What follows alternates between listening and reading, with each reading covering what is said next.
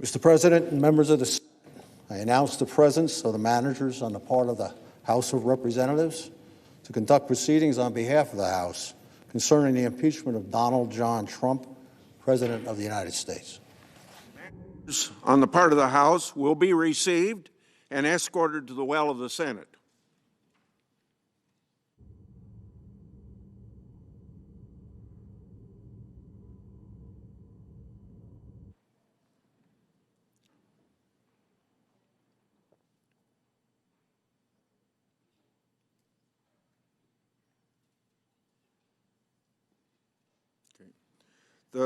The Sergeant-at-Arms will make the proclamation. Hear ye, hear ye, hear ye.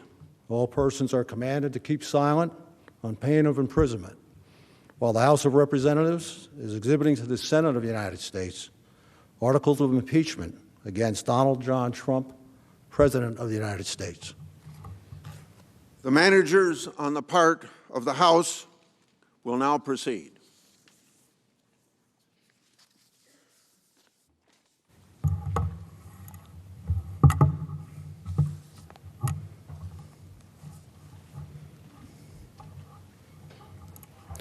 Mr. President, the managers on the part of the House of Representatives are present and ready to present the articles of impeachment which have been preferred by the House of Representatives against Donald John Trump, President of the United States. The House adopted the following resolution, which, with the permission of the Senate, I will read. House Resolution 798, appointing and authorizing managers for the impeachment trial of Donald John Trump, President of the United States.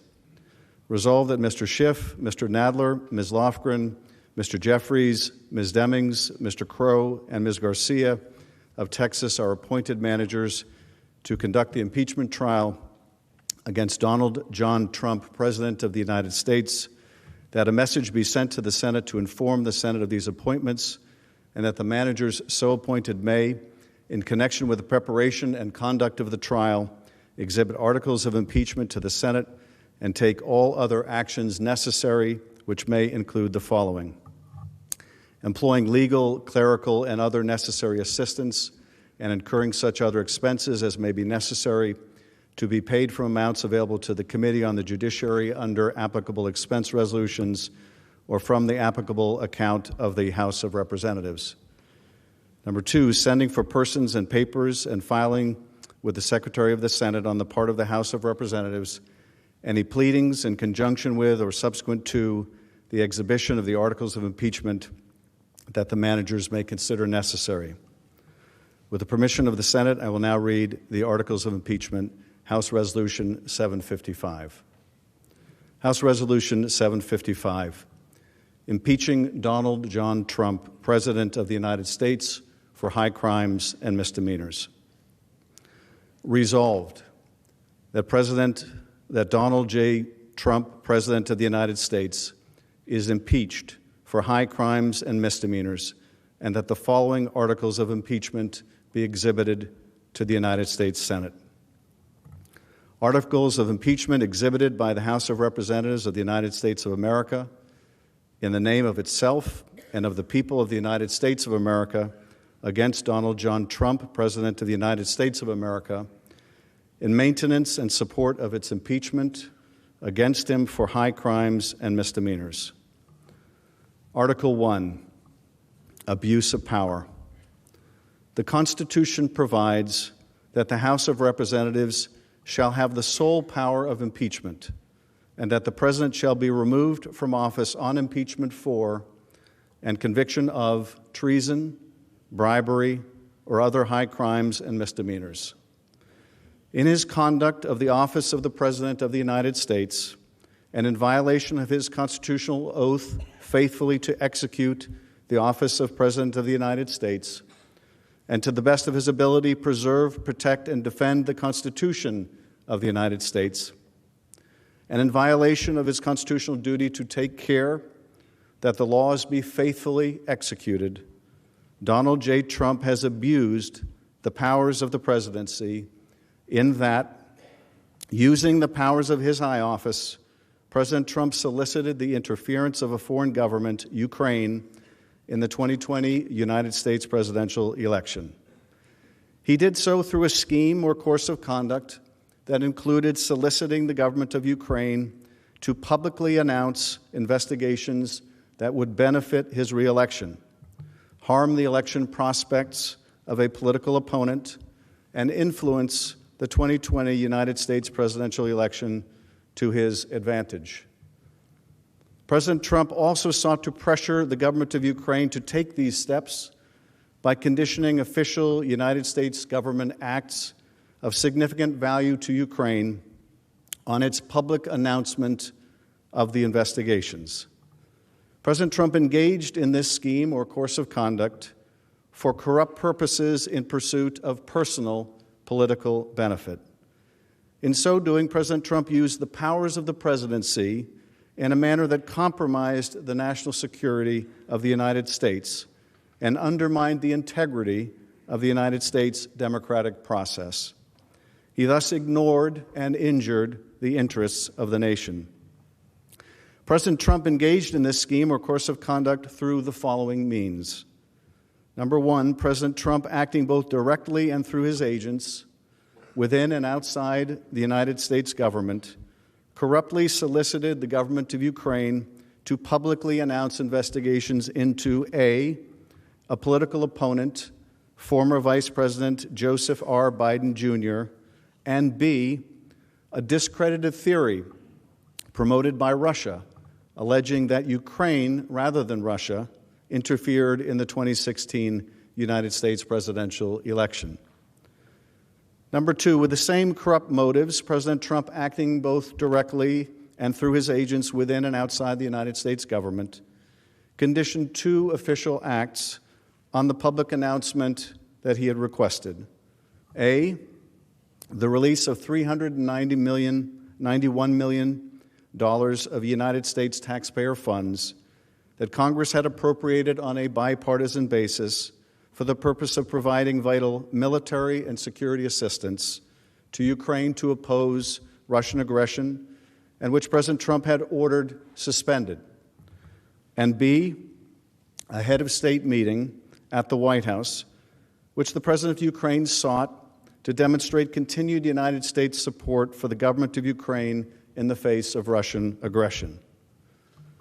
Number three, faced with the public revelation of his actions, President Trump ultimately released the military and security assistance to the government of Ukraine, but has persisted in openly and corruptly urging and soliciting Ukraine to undertake investigations for his personal political benefit.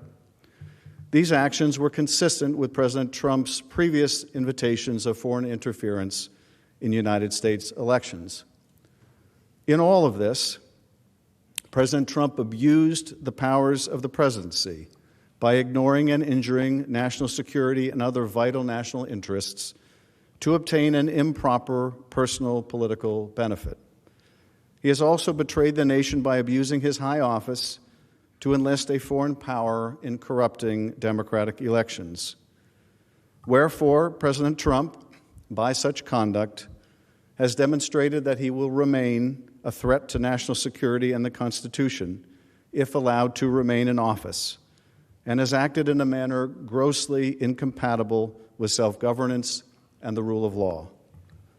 President Trump thus warrants impeachment and trial, removal from office, and disqualification to hold and enjoy any office of honor, trust, or profit under the United States. Article 2, obstruction of Congress. The Constitution provides that the House of Representatives shall have the sole power of impeachment, and that the President shall be removed from office on impeachment for and conviction of treason, bribery, or other high crimes and misdemeanors. In his conduct of the office of President of the United States, and in violation of his constitutional oath faithfully to execute the office of President of the United States, and to the best of his ability preserve, protect, and defend the Constitution of the United States, and in violation of his constitutional duty to take care that the laws be faithfully executed, Donald J. Trump has directed the unprecedented, categorical, and indiscriminate defiance of subpoenas issued by the House of Representatives pursuant to its sole power of impeachment. President Trump has abused the power of the presidency in a manner offensive to and subversive of the Constitution, in that the House of Representatives has engaged in an impeachment inquiry focused on President Trump's corrupt solicitation of the government of Ukraine to interfere in the 2020 United States presidential election.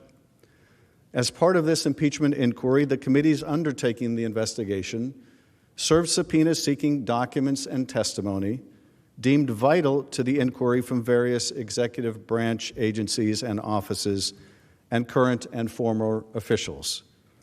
In response, without lawful cause or excuse, President Trump directed executive branch agencies, offices, and officials not to comply with those subpoenas. President Trump thus interposed the powers of the presidency against the lawful subpoenas of the House of Representatives and assumed to himself functions and judgments necessary to exercise the sole power of impeachment vested by the Constitution in the House of Representatives. President Trump abused the powers of his high office through the following means. Number one, directing the White House to defy a lawful subpoena by withholding the production of documents sought therein by the committees.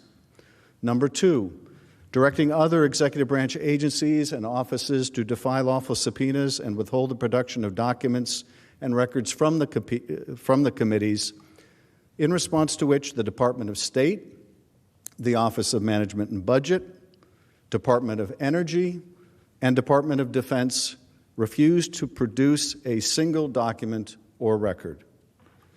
Directing current and former, number three, directing current and former executive branch officials not to cooperate with the committees, in response to which 9 administration officials defied subpoenas for testimony, namely John Michael Mick Mulvaney, Robert B. Blair, John A. Eisenberg, Michael Ellis, Preston Wells Griffith, Russell T. Vaught, Michael Duffy, Brian McCormick, and T. Ulrich Breckbull. These actions were consistent with President Trump's previous efforts to undermine United States government investigations into foreign interference in United States elections.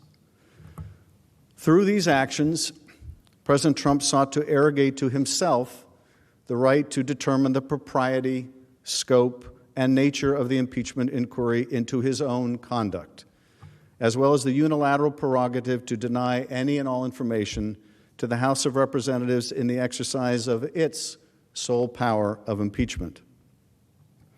In the history of the Republic, no president has ever ordered the complete defiance of an impeachment inquiry or sought to obstruct and impede so comprehensively the ability of the House of Representatives to investigate high crimes and misdemeanors. This abuse of office served to cover up the president's own repeated misconduct and to seize and control the power of impeachment, and thus to nullify a vital constitutional safeguard vested solely in the House of Representatives. In all of this, President Trump acted in a manner contrary to his trust as president and subversive of constitutional government, to the great prejudice of the cause of law and justice, and to the manifest injury of the people of the United States. Wherefore, President Trump, by such conduct, has demonstrated that he will remain a threat to the Constitution if allowed to remain in office, and has acted in a manner grossly incompatible with self-governance and the rule of law. President Trump thus warrants impeachment and trial, removal from office, and disqualification to hold and enjoy any office of honor, trust, or profit under the United States. Mr. President, that completes the exhibition of the articles of impeachment against Donald John Trump, President of the United States. The managers request that the Senate take order for the trial. The managers now request leave to withdraw. Thank you, Mr. Schiff. The Senate will duly notify the House of Representatives when it is ready to proceed to trial.